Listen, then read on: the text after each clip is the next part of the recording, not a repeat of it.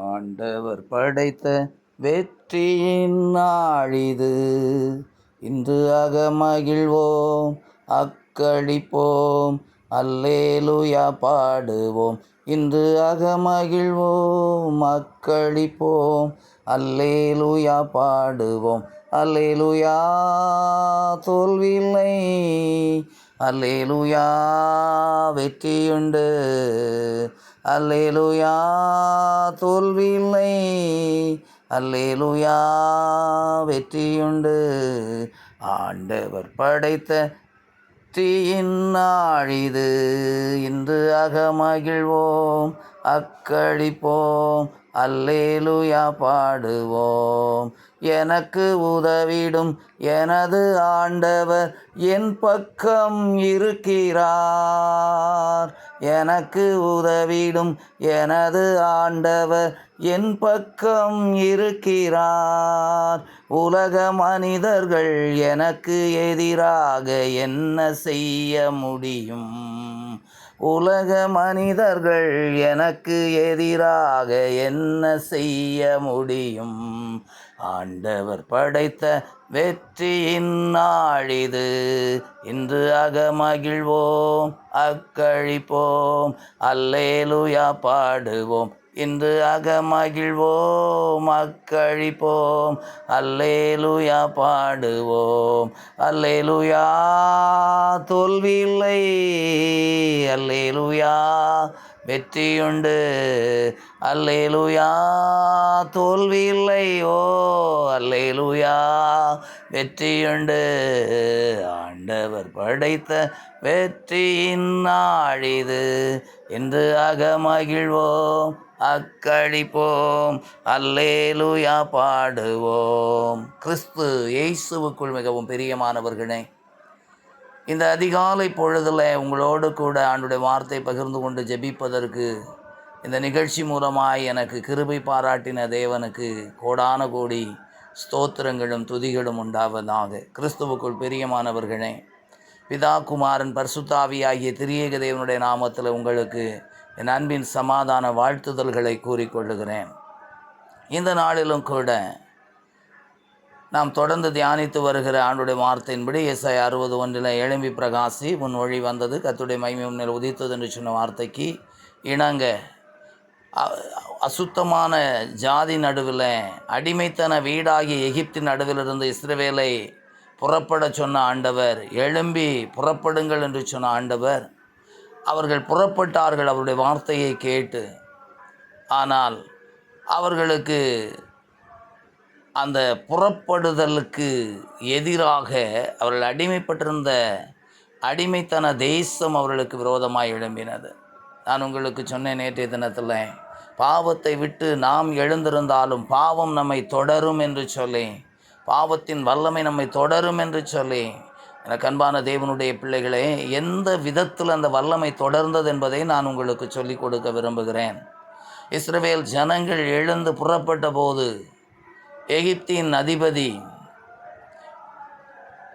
தன்னுடைய முழு பலத்தோடும் முழு ஆயுத வர்க்கத்தோடும் தேவனுடைய ஜனங்களை மீண்டும் அடிமைப்படுத்துவதற்கு, மீண்டும் பாவத்தில் விழ வைப்பதற்கு, மீண்டும் நம்மை தன்வசப்படுத்துவதற்கு சாத்தான் முயற்சி செய்வான் என்பதற்கு அது நமக்கு ஒரு நல்ல அடையாளமாக இருக்கிறது. எனக்கு அன்பான தேவனுடைய பிள்ளைகளே, நாம் எழுந்து தேவனுடைய வார்த்தைக்கு கீழ்ப்படிந்து புறப்பட்டாலும் உலகத்தின் அதிபதி, உலகத்தை ஆளுகிறவன் நம்மை தன்னுடைய முழு பலத்தோடும் முழு ஆயுத வர்க்கத்தோடும் தன்வசப்படுத்துவதற்கு முயற்சி செய்வான் என்பதை இந்த வேத பகுதி நமக்கு சொல்லுகின்றது.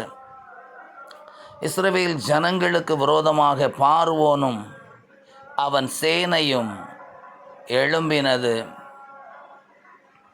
முழு பலத்தோடு எழும்பினான், அவர்களில் ஒருவனும் தப்பி போகக்கூடாது என்று சொல்லி.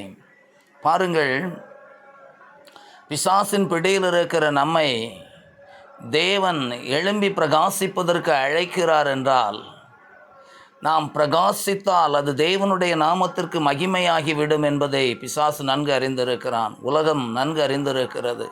ஆகவே நம்மை எப்பொழுதும் அடிமைப்படுத்தி வைத்திருந்தால் தன்னுடைய காரியம் நம்மை கொண்டு ஆகிவிடும் என்று சொல்லி உலகம் நினைக்கிறது, உலகத்தார் நினைக்கிறார்கள். எனக்கு அன்பான தேவனுடைய பிள்ளைகளே, அவர்கள் நடுவிலிருந்து புறப்பட்டு போவது எளிதல்ல.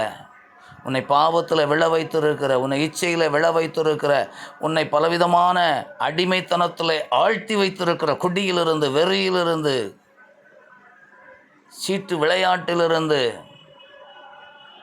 உன்னை அடிமைப்படுத்தி வைத்திருக்கிற காரியங்களிலிருந்து நீ வெளியே வருவது எளிதல்ல. ஏனென்றால் நீ வெளியே வந்தாலும் அது உன்னை தன்னுடைய முழு ஆயுத பலத்தோடும் எதிர்கொள்ளும் என்பதை, முழு வல்லமையோடு உன்னை தன்வசப்படுத்த நினைக்கும் என்பதை, உன்னை அடிமைப்படுத்த நினைக்கும் என்பதை இந்த வேத பகுதி நமக்கு திட்டவட்டமாய் சொல்லுகின்றது. இஸ்ரவேல் ஜனங்களை ஆண்டவர் புறப்பட்டு போ என்று சொன்னபோது பாவம் அவர்களை, பார்வோனும் சேனைகளும் முழு ஆயுத வர்க்கத்தோடும் புறப்பட்டார்கள், ரதங்களோடும் சேனைகளோடும் புறப்பட்டார்கள். இஸ்ரவேல் ஜனங்களுடைய நிலை எப்படி இருந்திருக்கும் என்று யோசித்து பாருங்கள். இப்போ தான் கர்த்தருக்காக எதையாகிலும் செய்யலாம், ஆண்டவருடைய வார்த்தையை படிக்கலாம், ஆண்டவருடைய ஆலயத்துக்கு போகலாம், கொஞ்சம் ஜெபிக்கலாம், கொஞ்சம் உபவாசிக்கலாம்னு சொல்லி எழும்புனா போராட்டமா? எனக்கு அன்பான தேவனுடைய பிள்ளைகளே, வேதம் சொல்லுகிறது உலகத்தில் உங்களுக்கு போராட்டம் உண்டு, நான் உலகத்தை ஜெயித்தேன் என்று ஆண்டவர் சொன்னார். இந்த உலகத்தில் போராடாமல் நம்ம எழும்பி பிரகாசிக்க முடியாது, போராடித்தான் பிரகாசிக்க முடியும். ஏன்னா நம்ம விட்டாலும் உலகம் நம்மோடு போராடும், மாம்சம் நம்மோடு போராடும், உறவுகள் நம்மோடு போராடும். நாம் எங்கே கட்டப்பட்டிருக்கிறோமோ அந்த கட்டை அவிழ்க்கிறதற்கு சத்துரு விடவே மாட்டான், அவனுடைய முழு பலத்தையும் பயன்படுத்துவான். ஆனால் எனக்கு அன்பான தேவனுடைய பிள்ளைகளை, திடன் கொள்ளுங்கள், திடன் கொள்ளுங்கள். இஸ்ரவேல் ஜனங்கள் பார்வோனை பார்த்து திரும்ப போய் அங்கே சேரலை, சரணடையலை. ஆண்டவர் அவர்களோடு இருக்கிறார் என்பதை விளங்க பண்ணினார். அவனுடைய முழு ஆயுதமும் உனக்கு எதிராக வரும், ஆனால் உன்னை புறப்பட செய்த ஆண்டவர், உன்னை எகிப்திலிருந்து புறப்பட பண்ணின தேவன் வெளிச்சம் எழும்பு வரைக்கும் உன்னை கைவிட மாட்டார். கலங்காதிருங்கள், ஜெபிப்போம். நேசிக்கிற நல்ல ஆண்டவரே, பரிசுத்தமுள்ள பிதாவே, பார்வோன் சேனை, பார்வோனுடைய இரும்பு ஆயுதங்கள்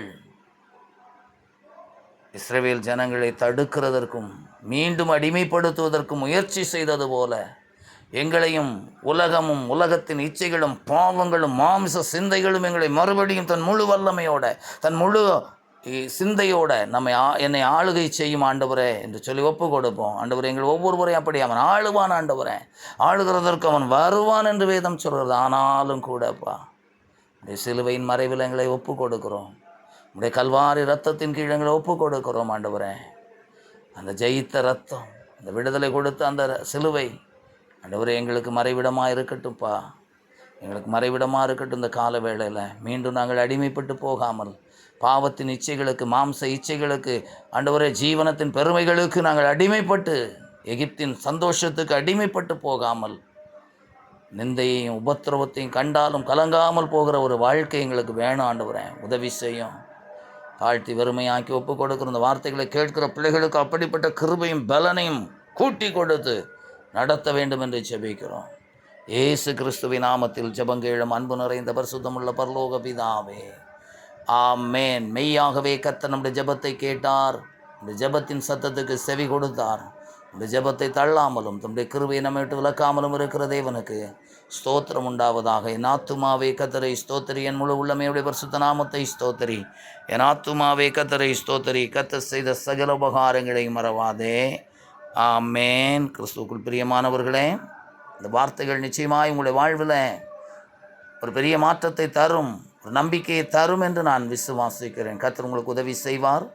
வார்த்தைகளை மற்றவர்களுக்கும் நீங்கள் கேட்கும்படி அனுப்பி வையுங்கள், அவர்களை கேட்க செய்யுங்கள், ஜெபத்தோடு கேளுங்கள். கர்த்தர் உங்களை ஆசீர்வதிப்பார். God bless you.